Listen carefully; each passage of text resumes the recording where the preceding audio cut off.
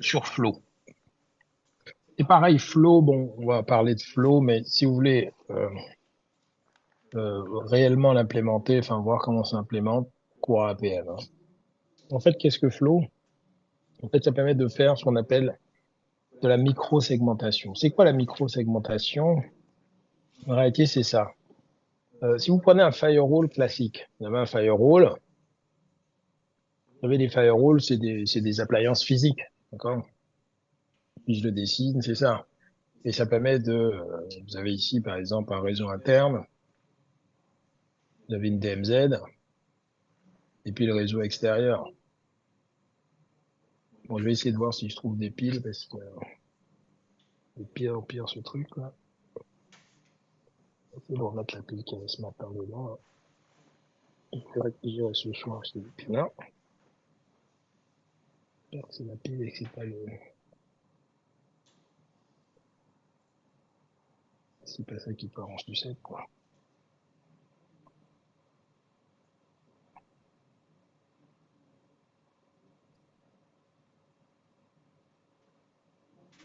Donc là, outside, il est connu celui-là.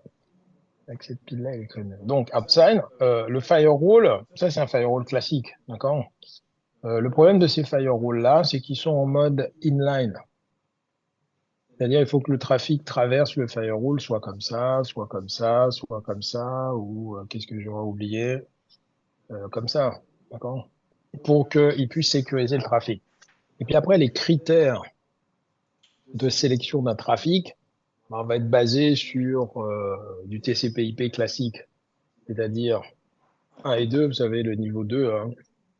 Donc, dans le niveau 2, vous avez des adresses MAC source, adresse MAC destination, et puis vous avez protocole. Quel protocole? Ça, c'est dans le niveau 2. Après, vous avez le niveau 3.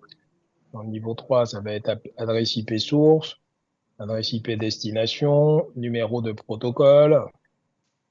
Puis dans le niveau 4, numéro de port source, numéro de port destination, ainsi de suite. Éventuellement, certains firewalls, ça va aller jouer dans la partie 5, 6, 7, c'est-à-dire dans la partie data, hein, qu'on appelle payload, en fait, hein, la partie data, payload. Bon, ça, avec des firewalls traditionnels, vous êtes obligé de vous appuyer sur les choses traditionnelles. Mais moi, j'aimerais créer, par exemple, du firewall dans mon hyperviseur, puisque mes VM tournant sur un hyperviseur, parce que, le truc, c'est que la VM, elle est comme ça, elle tourne sur un hyperviseur, les VM là. Après, sur cet hyperviseur, je peux avoir plusieurs réseaux différents. Hein. Je peux avoir un premier réseau, un deuxième réseau,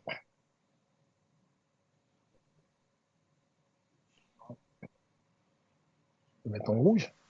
Je peux très bien avoir quelque chose comme ça, ma VM ici A et B, qui sont sur ce réseau-là. Et puis la VMC, qui est sur ce réseau-là. Et puis la VMD, tiens, sur le même réseau. C'est-à-dire qu'avec un firewall traditionnel, eh ben, j'aurais beaucoup de mal à filtrer le trafic entre A et B, ils sont sur le même réseau. Parce que je suis en mode inline, il faut que ça traverse le firewall. Mais là, si vous dites, vous mettez le firewall dans l'hyperviseur, c'est-à-dire que le firewall, il est positionné là, et dans l'hyperviseur. Et que cet hyperviseur surveille le trafic des machines virtuelles directement depuis leur carte réseau. D'accord? C'est-à-dire que les règles firewall s'appliquent aux VM directement derrière la carte réseau de la VM. Eh ben, vous pouvez sécuriser le trafic entre cette VM et cette VM, même si elles sont sous le même réseau, sous le même hyperviseur. Entre celle-là, entre celle-là et celle-là, celle-là et n'importe quoi. Puisque vous surveillez le trafic des VM directement sur la carte réseau de la VM, puisque le firewall est implémenté dans l'hyperviseur. Donc, rien ne vous échappe. D'accord? Et en plus, vous pouvez filtrer traditionnellement d'après les protocoles niveau 2, 3, enfin TCP/IP, mais puis en plus, vous pouvez filtrer d'après d'autres critères. C'est-à-dire, vous pouvez très bien dire, moi, je vais créer ce qu'on appelle des catégories dans mon Prism. Bon, tout ça se fait depuis le Prism central, hein, on comprend bien. Hein, le Prism élément, il n'y a pas ça. Il faut être sur le Prism central. Bah, il est où mon truc? Ah,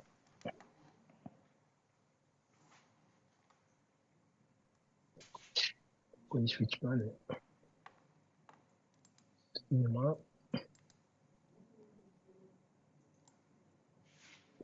Il est là. Ici, depuis mon Prism, Prism central, là, depuis mon Prism central, regardez ici, je peux définir ce qu'on appelle des catégories dans l'administration ici. Les trois petits points là, administration, catégorie. Donc, les catégories, en fait, ça va être un peu comme des tags. C'est-à-dire, je vais créer des catégories. Bon, bien sûr, il y a déjà des catégories qui existent dans le système. Mais, par exemple, ici, j'ai une catégorie système qui s'appelle AppTier. Je clique dessus. Je vois que dans AppTier, bah, j'ai rien. Mais je peux dire, je vais ajouter, moi, une, une, une valeur dans AppTier. Je vais aller rajouter, ici, je vais dire, qu'est-ce que je pourrais dire? Linux. Hein, on va dire AppTier Linux. OK. Donc, j'ai été rajouté dans AppTier une valeur Linux. J'ai été rajouté dans AppTier une valeur Windows.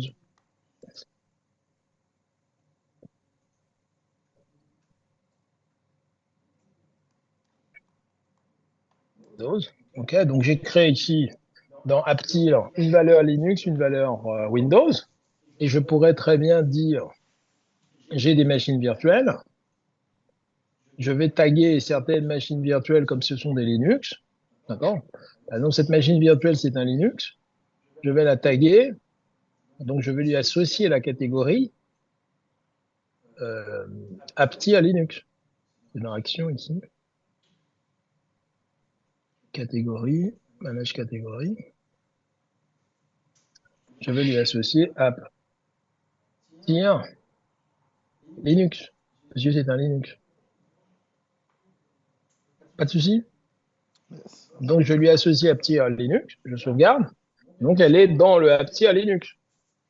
Et je peux associer à, par exemple, à ma machine Windows. Bah, vous avez compris, je vais lui associer la catégorie app Windows.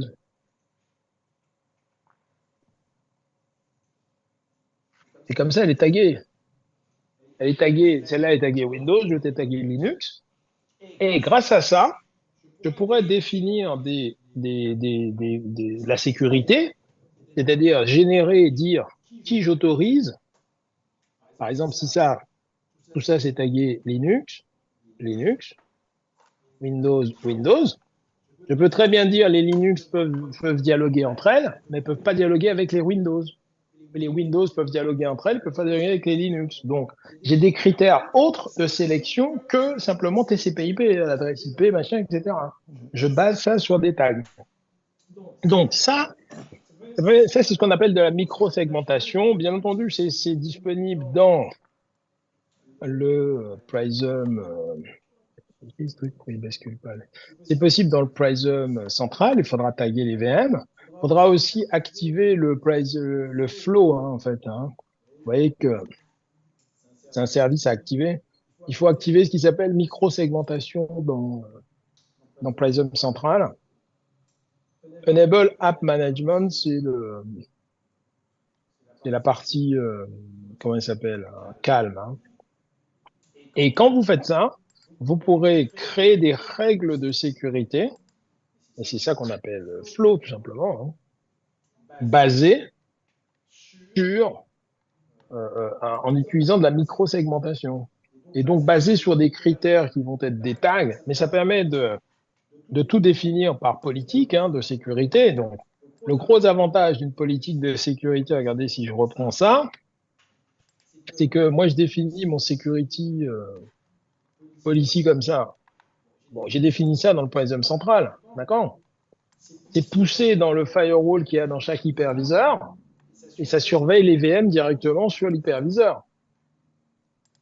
ma VM, que ce soit un Windows ou un Linux, j'ai pas besoin de connaître le langage firewall ou Windows ou du Linux, puisque c'est un langage firewall spécifique. Et comme ça chope la VM directement depuis sa carte réseau, c'est comme si c'était un firewall qui était intégré dans la VM.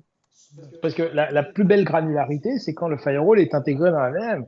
Là, vous pouvez dire tous les flux qu'elle peut accéder, elle ne peut pas accéder, etc. Sauf que ça va vous obliger à apprendre des langages spécifiques à Windows ou à Linux ou à machin. Là, vous n'avez pas besoin. Vous avez comme si vous avez un firewall intégré dans l'OS sans avoir besoin d'apprendre le langage de l'OS. Et puis, c'est pas basé simplement sur les critères classiques, mais sur des catégories, etc. Ici, voilà. Donc, Policy Drive. Bon, on vous dit, on va taguer les trucs par catégorie. Et puis, bon, il y a un langage. Hein. Bon, c'est pas très compliqué, mais ça demande d'être formé pour le comprendre. Hein. Bon, on a des politiques de sécurité. Bon, on a des politiques de sécurité qui s'appellent Application Security Policy. On a des politiques d'isolation et puis on a des politiques de quarantaine. Ça, c'est les trois politiques par défaut qu'on a. Et puis, si vous faites du poste de travail, on peut avoir des politiques purement poste de travail. Maintenant, les politiques de quarantaine, qu'est-ce que c'est? En fait, ce ne sont pas des politiques que vous allez créer. Les politiques de quarantaine, elles existent déjà, simplement, si vous mettez des machines en quarantaine ou pas. Comment est-ce qu'on met une machine en quarantaine? C'est comme ça. Vous allez dans la gestion des VM, donc c'est Compute VM. Si vous voulez mettre une VM en quarantaine, vous sélectionnez cette VM, vous sélectionnez la VM, et puis dans le menu Action, vous avez quarantine, ici quelque part. Et oui, quarantine. C'est moi qui ne le vois pas, mais il y a. Hein.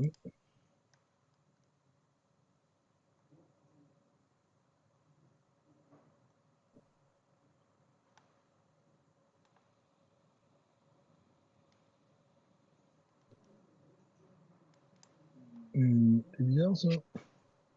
Attendez. Quarantine, quarantaine.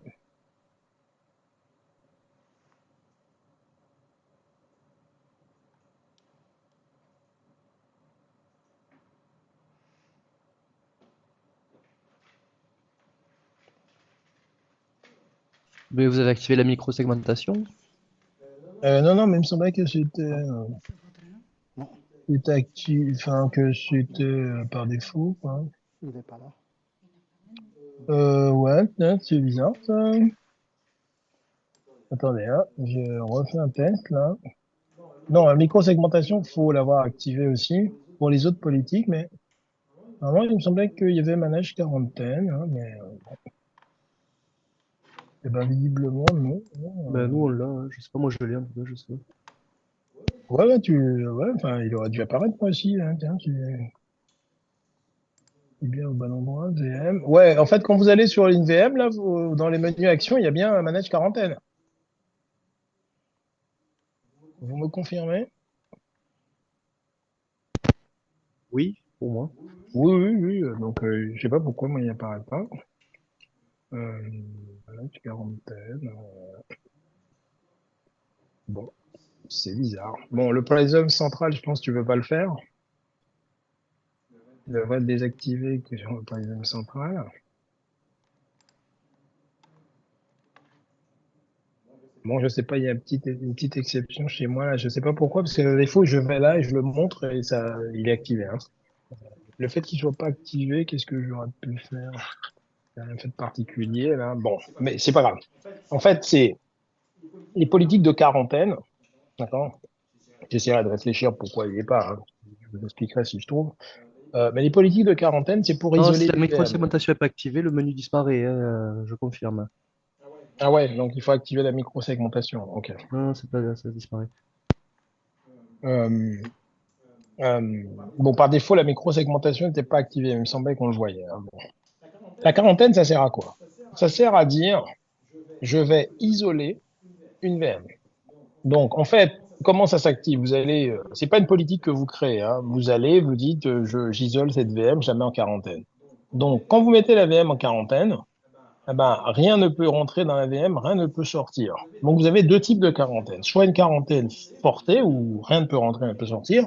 Ou alors, vous pouvez dire quarantaine foristique, c'est-à-dire, vous autorisez que des machines qui vont, par exemple, posséder des antivirus pourront aller scanner et puis faire de la remédiation dans la VM, à pouvoir y accéder et tout le reste sera bloqué. Donc les politiques de quarantaine, c'est vraiment fait pour isoler une machine parce que vous avez une machine qui a un verre, on n'a pas envie que le verre se propage et aille se propager sur d'autres VM, donc on peut tout de suite mettre une machine en quarantaine. Par contre, après, vous avez des politiques d'isolation. Les politiques d'isolation, ça sert à quoi? Par exemple, vous pouvez très bien dire, j'ai tagué certaines VM Linux, certaines VM Windows. Et les VM Linux, je ne veux pas qu'elles communiquent avec les VM Windows. Donc, vous allez créer une politique, vous allez dire, le VM Linux ne peut pas dialoguer avec les VM Windows et les VM Windows ne peuvent dialoguer avec les VM Linux. Ce qui fait que vous allez isoler ces deux environnements. Ça, c'est un exemple d'isolation. Et puis, le troisième, ici, les politiques. Application Security, bon, comme son nom l'indique, application, bon, je pourrais dire, j'autorise le trafic web, j'autorise le trafic web en 80, web en 443, j'interdis le SSH ou j'autorise le SSH, en fait. Donc, vous avez plus de granularité ici. C'est pas simplement d'isoler, mais je peux autoriser et interdire certains protocoles, hein, comme sur un firewall traditionnel. Bon, ce qui est intéressant, c'est que ça va être implémenté dans un distributed, enfin dans un firewall qui est distribué dans les hyperviseurs et qui surveille les VM directement derrière la carte réseau. D'accord. Maintenant, le DER, le chiffrement des données au repos. Qu'est-ce que c'est le chiffrement des données au repos? Quand vous achetez du matériel Nutanix, aussi du matériel, okay, ici vous dites, suivant le type de matériel, eh ben, vous avez le choix des disques. D'accord. On va prendre un exemple où il y a plusieurs types de disques, hein.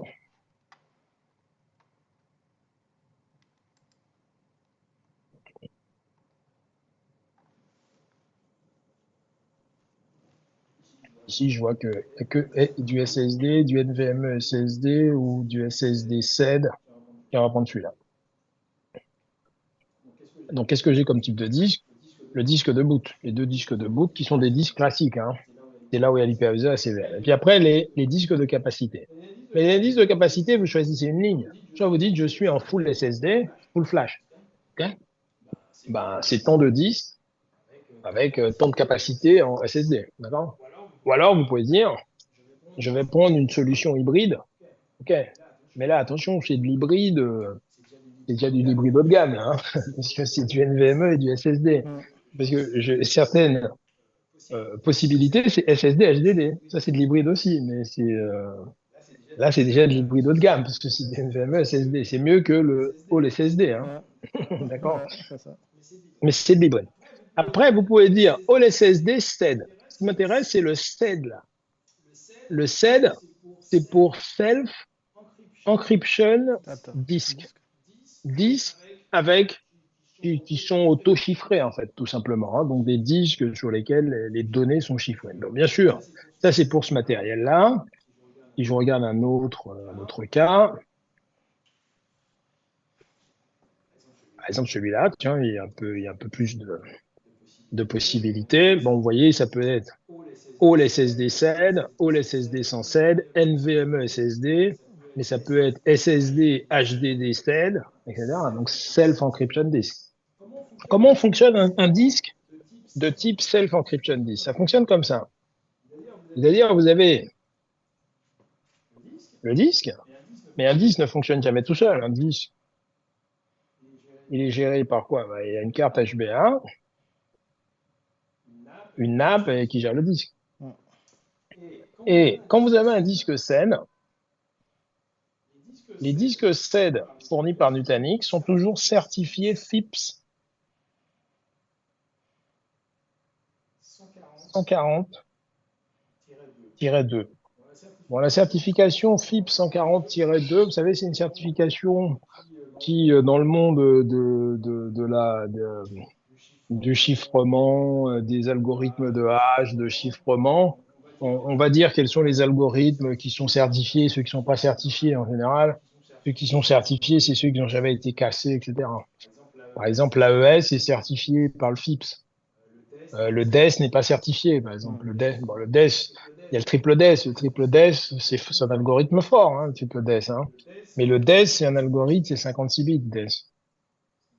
56 bits, les clés sont de 56 bits, donc ça a déjà été pété. Bon, le triple DES, c'est 368, pardon, 168 bits. C'est bien ça, hein, 128 bits. Parce que vous chiffrez avec une clé, vous déchiffrez avec une autre clé, et puis vous rechiffrez avec une clé différente. Donc il y a trois clés. Il y a 3 fois 56. Donc une clé 56 pour chiffrer, une autre clé 56 pour déchiffrer ce qui a été chiffré avec le premier, et puis une autre clé 56 pour rechiffrer. Donc ça, c'est presque impossible à casser, ça. Hein. Mais le problème, c'est que ça, c'est difficile à implémenter hardwarement. Donc c'est toujours du software. Donc c'est de la merde. En fait. Le DES a déjà été pété. Donc quand le FIPS va certifier certains algorithmes, par exemple, il va certifier l'AES. Ben, l'AES, c'est un algorithme qui est les longueurs de clé, c'est 128, 192 ou 256. Ça n'a pas été pété. Hein. Advanced Encryption Standard, ça n'a pas été pété. Et puis, l'intérêt de cet algorithme-là, c'est qu'il peut être implémenté software ou hardware très facilement. La preuve, c'est que dans les processeurs Intel, il est implémenté dans les processeurs Intel. C'est-à-dire, si vous achetez un processeur chez Intel, eh ben, votre processeur intègre l'algorithme AES, mais de façon hardware. Hein. Intel.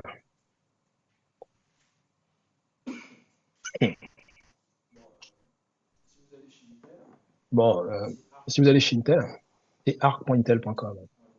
Dans les processeurs, Xeon, bon, si vous prenez des Xeon,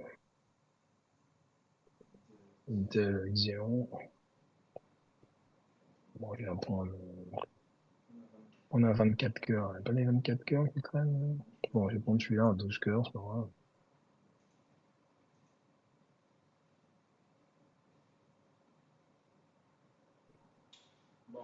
Bon, vous voyez, si je fais une petite recherche sur AES, bon, vous avez ce qu'on appelle les instructions AES-NI, hein, nouvelle instruction.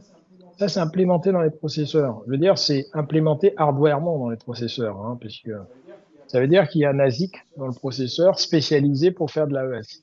Ce qui fait que quand vous avez des processeurs Intel, c'est comme si vous aviez des cartes hardware pour faire du chiffrement AES. Donc, en général, ces types de disques-là, CED, ben, le FIPS, c'est certifié par FIPS. Avec Nutanix, ce qu'on va utiliser, c'est l'algorithme AES. Avec des clés de 256. Okay. Et ces disques-là, comme c'est des disques auto-chiffrés, tout ce que vous allez écrire, quand vous allez écrire quelque chose, ça va être chiffré et mis chiffré sur le disque. D'accord. Et quand vous venez lire, ça va être lu chiffré, passé dans l'algorithme AES et déchiffré pour être lu. Mais l'algorithme AES, il est connu de tout le monde. Hein. C'est pas l'algorithme AES tout seul qui chiffre. C'est-à-dire qu'on vient rajouter une clé ici pour chiffrer. D'accord. Donc on a l'algorithme, on a la clé et on a les données. Les données en clair passant dans l'algorithme avec la clé, ça me donne des données chiffrées que je mets chiffrées sur le disque. D'accord. Les données chiffrées que je lis du disque passant dans l'algorithme avec la même clé me donnent des données en clair. Donc c'est la même clé pour chiffrer et déchiffrer. Puisque tous ces protocoles-là font partie de ce qu'on appelle des protocoles symétriques. C'est-à-dire c'est la même clé pour chiffrer et déchiffrer. Rien à voir avec les clés RSA hein, ou DSA, ou Diffie-Hellman, qui sont des algorithmes, les publics, les privés. Là, on a affaire à la même clé pour chiffrer et déchiffrer. Quand vous avez ces disques comme ça, on a ce qu'on appelle des DEC, Data Encryption Key. La Data Encryption Key, elle sert à quoi? C'est celle qui va être utilisée ici comme clé de chiffrement pour chiffrer les données qui sont écrites sur le disque et comme clé pour déchiffrer ce qui est sur le disque. Qui va utiliser ça? Okay? Qui va utiliser les clés DEC? Qui va gérer la carte HBA et les disques? Qui fait ça sur la partie stockage là? La CVM. Okay. Donc c'est la CVM. Parce que là, vous voyez que c'est bien dans la partie. Là, ce qu'on dit que gère la CVM, là, c'est dans la partie storage, hein, on est d'accord. C'était où? C'était là. Famille Star. C'est pas dans la partie boot, c'était dans la partie storage. Donc ça, c'est géré par la CVM. Avec Stargate. Comment? Avec Stargate, c'est ça? Exactement, c'est le Stargate à l'intérieur de la CVM, mais c'est la CVM. Donc ça veut dire que quand vous faites du SED, ce sont les CVM, ça, parce que ça, c'est la partie storage capacity. Ce sont les CVM qui vont chiffrer, déchiffrer. Mais les données chiffrées, là, puisque si je perds, si j'arrête ma CVM, okay, la DEC, pour ne pas la perdre, vous savez ce qu'on fait, la DEC? On la chiffre et on la met sur le disque. Mais on la chiffre avec une autre clé qu'on appelle une KEK, une Key Encryption Key. Donc on a une clé pour chiffrer des clés, c'est ce que ça veut dire, Key Encryption Key, qui permet de chiffrer la DEC, d'accord? Et la DEC est mise chiffrée sur le disque, d'accord? L'idée, c'est que si on vous pique le disque, quelqu'un vous vole le disque, il se barre avec un disque, les deux tâches sont chiffrées, okay, tout est chiffré, y compris la DEC. Et donc, il ne peut pas utiliser le disque. L'idée, c'est de sauvegarder, de protéger de ça. Maintenant, la KEK, qui permet, parce que si vous arrêtez votre CVM, eh ben, la CVM, elle perd sa KEK. Parce que la KEK est en mémoire, la DEC est en mémoire, vous arrêtez votre CVM, vous avez perdu les KEK, vous avez perdu les DEC, etc. Pour sauvegarder ces clés, qu'on fait, c'est qu'on peut utiliser un serveur extérieur. Donc, on peut avoir ici un KMS, qu'on appelle un KMS, un Key Management Server. Et ce KMS, tout simplement, on va créer ce qu'on appelle entre la CVM et le KMS une relation de confiance, une Trust Relationship, basée sur un protocole KMIP, version 1.1 en général, minimum. Hein. C'est Key Management Internet Protocol, hein, ça veut dire. Et donc, cette relation de confiance entre mes CVM et le KMS, en général, les KMS, c'est des clusters de KMS, hein, c'est 2 ou 3 KMS. Hein. Eh ben, elle est basée sur des certificats X509 V3. Et à quoi va servir le KMS? Eh ben, va servir le KMS à sauvegarder pour la CVM sa KEK. D'accord? Donc, la KEK va être sauvegardée sur le KMS. Bon, ça, c'est dans la première implémentation. D'accord? La première implémentation faite par Nutanix de cette fonctionnalité DAIR, là, attention, DAIR, ça veut dire Data at Rest Encryption, hein, donc chiffrement des données au repos. Je chiffre les données au repos. Ça veut dire que moi, je sais que j'ai un business où je sauvegarde des cartes bancaires de mes clients. Je veux être certifié, c'est quoi cette norme là? PCI DSS. Je veux être certifié PCI DSS, hein, comme ça. Et ben dans cette norme-là, il faut que les informations sensibles soient chiffrées. Comme ça, si quelqu'un vous pique le disque, donc je mets en place du DAIR, le Data at Rest Encryption. Si vous mettez en place du DAIR, chez Nutanix, la première implémentation, c'était que physique. Et donc, quand c'est physique, ça veut dire que tous les disques, vous vous souvenez que les disques, là, sont mis dans ce qu'on appelle un storage pool. Okay. Et ben, tous les disques du storage pool doivent être SED. De toute façon, c'est Nutanix, c'est simple. C'est tout SED ou rien SED. Si vous êtes en tout SED, vous pouvez faire du DAIR physique. Si vous avez rien en SED, il faut vraiment ne rien avoir, il ne faut pas avoir un disque SED. Hein. eh ben, vous pourrez le faire de façon software. D'accord? On verra la différence. Hein, d'accord? Mais le vrai SED est implémenté de façon hardware. Quand vous allez mettre ça en place, cette fonctionnalité, donc on a dit, s'appelle DAIR, Data Trace Encryption. Si je veux le faire de façon physique, c'est la première ligne, vous voyez, c'est SED. Et puis, je peux le faire de façon software, c'est celle qui est en dessous. Donc, ça ne m'exige pas d'avoir des disques SED. Je vais l'implémenter de façon logicielle, c'est-à-dire, on va vraiment chiffrer les données, mais ce sera fait, donc bien sûr avec les processeurs Intel, machin, hein, mais ce sera fait par les hyperviseurs. Donc, l'implémentation hardware. Voilà comment ça se passe. Donc ici, on a rajouté une MEC là. Par défaut, quand c'est implémenté hardware, c'est directement la cake qui est stockée sur le KMS. Hein. Le External Key Manager, c'est le KMS. Hein. C'est directement la cake qui est sauvegardée sur les KMS. Et bien sûr, il y a une Trust Relationship qui est construite avec les KMS. Enfin, la première implémentation était comme ça. Maintenant, ils ont rajouté une MEC. Donc, vous voyez que ce qui est là, on voit bien que les datas sont chiffrées avec la DEC. Donc, les datas qui vont être écrites sur le disque sont chiffrées avec la DEC. La DEC qui va être sauvegardée sur le disque est chiffrée avec la cake. Pas de souci, la key encryption key. Et puis, vous avez, dans la plupart des versions, c'est directement la key qui est sauvegardée sous le serveur extérieur. Depuis quelque temps, ce qu'on fait, c'est qu'on a une master encryption key qui est cette master encryption key permet de crypter la cake. Et la cake n'est pas sauvegardée sur le serveur extérieur, mais c'est la master encryption key. D'accord? Mais cette architecture, Nutanix l'avait utilisée pour justement quand on avait des natives KMS. Ici, quand vous avez un natif KMS, le natif KMS, c'est quoi? C'est au lieu d'utiliser un KMS extérieur, Nutanix ne gère pas les KMS extérieurs. Hein. Il faut avoir votre KMS extérieur. Eh ben, vous pouvez utiliser un natif KMS. En réalité, c'est un pseudo KMS implémenté dans les CVM. Et pour que ça marche, ben justement, la cake de chaque CVM est enregistrée avec une MEC qui est partagée entre les CVM.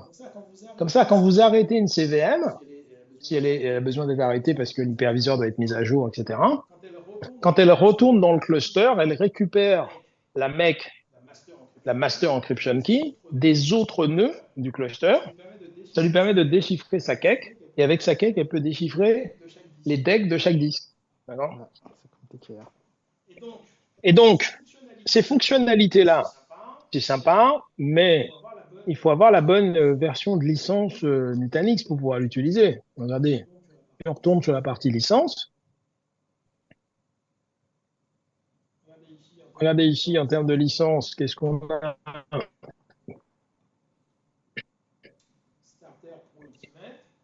Starter pour Ultimate. Si on va dans la partie Security, regardez ici, Client Authentication.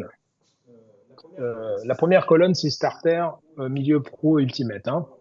Bon, dans toutes les versions, on peut authentifier, c'est normal. Sinon, ça serait quand même embêté. On a une fonctionnalité qui s'appelle Cluster Lockdown. D'accord? Bon, je vous en... là, on n'aura pas le temps d'en parler ce soir, mais on parlera demain. D'accord, du Cluster Lockdown. Faites-moi penser. Et puis tout de suite après, on a le Data Address Encryption. Software ou hardware. Donc, hardware, c'est le SED. Et puis software, c'est si j'ai pas de SED. Donc, je vous ai dit, si vous dites SED, tous les disques doivent être SED. Ou si vous n'avez pas tous les disques SED, vous pouvez faire du software. Mais quand vous faites du software, si vous avez un disque SED, vous ne pouvez pas faire non plus de software. C'est vraiment l'un ou l'autre. Hein. D'accord. Par contre, vous voyez que pour pouvoir faire ça, il me faut quelle version de Nutanix? Là, l'Ultimate, exactement. Si vous n'avez pas l'Ultimate, vous pouvez, si vous avez la version Pro, acheter une licence add-on qui vous permettra de faire du DER, d'accord? Software hardware. Maintenant, le natif KMS, ben, en réalité, bon, pour moi, elle n'a pas trop de sens, hein, cette ligne, parce que le natif KMS, enfin, quand vous achetez le Security Add-on, ben, ça vous donne à la fois le fait de pouvoir chiffrer et d'utiliser le natif KMS. Donc, il n'y a pas besoin d'une colonne séparée, en fait. Ok. D'accord? Mais, ce qui est un peu stupide, le natif KMS, c'est vous n'êtes pas obligé d'utiliser un KMS extérieur. C'est pas une licence Security Add-on License pour le natif KMS. Hein. C'est le même add-on, d'accord, qui vous donne les deux, d'accord. Donc, mais bon, je peux utiliser dans les deux cas un KMS extérieur si j'en ai un, mais je peux utiliser ce système avec où il fait comme s'il émulait un KMS, c'est-à-dire qu'on a une master encryption key qui est partagée par les CVM, qui permet de chiffrer la cake, qui elle-même permet de chiffrer les decks, quoi. D'accord.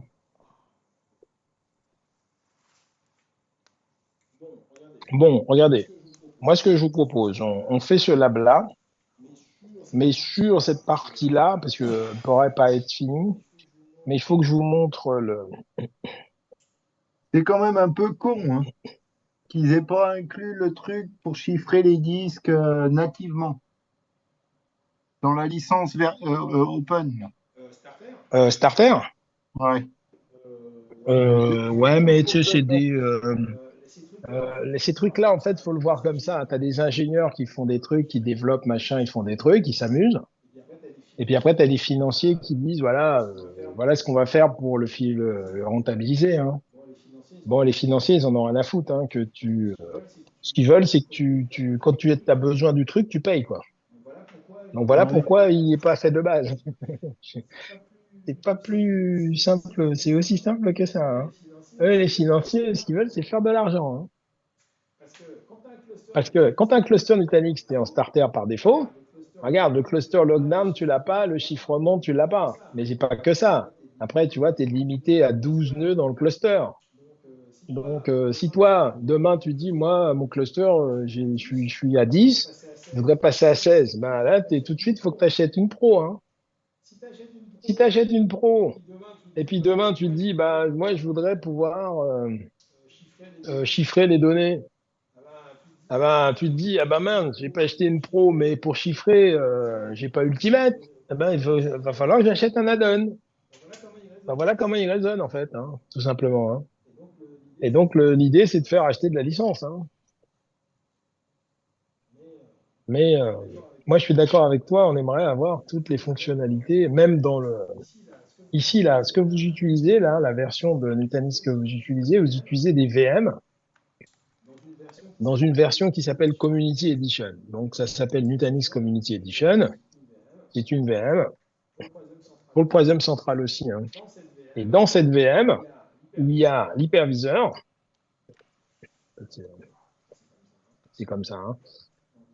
Donc, vous avez la VM, Nutanix C1. Et à l'intérieur de ça, il y a un HV. Et au-dessus, il y a la CVM. Donc, si vous en déployez 3, ça vous permet de créer un cluster dans lequel vous pouvez faire tourner des VM, etc. Mais cette version-là, c'est gratuit chez Nutanix. Mais ça permet juste de monter des plateformes. Mais quand même, elle est bridée, par exemple, en termes de licence. La partie de licence n'apparaît pas dessus. Si tu veux, tu dis, moi, j'aimerais la passer en pro ou en ultimate, bah, tu peux pas. Hein. La seule chose que, si tu vois, ici, c'est marqué Nutanix CE, eh ben, tu vois, au niveau du Gear Icon, là, bah, t'as pas la gestion de licensing que tu as normalement dans un cluster Nutanix, il y a marqué licensing. Là, tu l'as pas, tu ne peux pas changer de version. Donc, elle est bridée. Hein. Donc, en plus, la version DAIR, ce qu'ils font, c'est que quand tu vas dans le DAIR, Data Trace Encryption, c'est ici. Hein. Quand tu vas dans Edit, ils te disent bien, Vis Future is supported. Bon, déjà,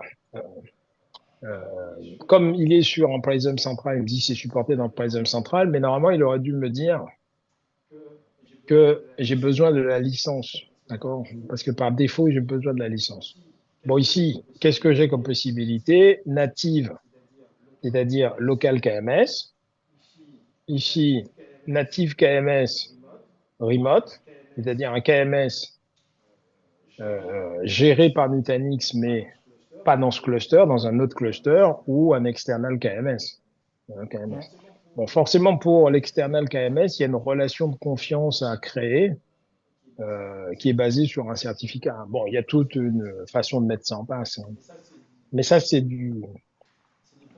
des fonctionnalités, bien sûr, payantes. Hein. On en parle dans le cours Avancé. à APM, mais on le fait pas parce que dans le cours APM, on utilise aussi la Community Edition, hein, et donc c'est pas activable dans la Community Edition. Hein. Ça marche pas en fait. Hein. Si tu essaies de l'activer, ça marche pas. Parce que comme tu peux pas mettre de licence Pro ou Ultimate, tu peux pas le mettre. Hein. Bien que tu vois la fenêtre, mais ça marche pas. Hein. Bon, moi je vous propose de faire ce lab-là. Demain, on reviendra là-dessus pour voir le cluster lockdown. Et puis, tout de suite après ça, on passera au réseau. Bon, le lab, là, il est pas très long. Je suis en train de regarder qu'est-ce que j'aurais oublié là-dedans. Ok, data encryption. Bon, il est pas très compliqué. On vous fait ajouter un utilisateur dans la base locale. Vous pourrez éventuellement, il y a un annuaire ici, 172 16 05. Si vous voulez le tester, c'est un AD en fait. Hein. Le nom du domaine, c'est training.com et le compte pour y accéder, c'est administrator@training.com quoi. Et le mot de passe, c'est je crois que c'est Nutanix /for you. D'accord. Donc, si vous voulez le tester, vous pourrez. Par contre, ça risque de pas marcher puisque je pense qu'il y a des sécurités, il y a des GPO dans le domaine qui fait que ça marche pas. Hein. Mais juste pour tester la fonctionnalité.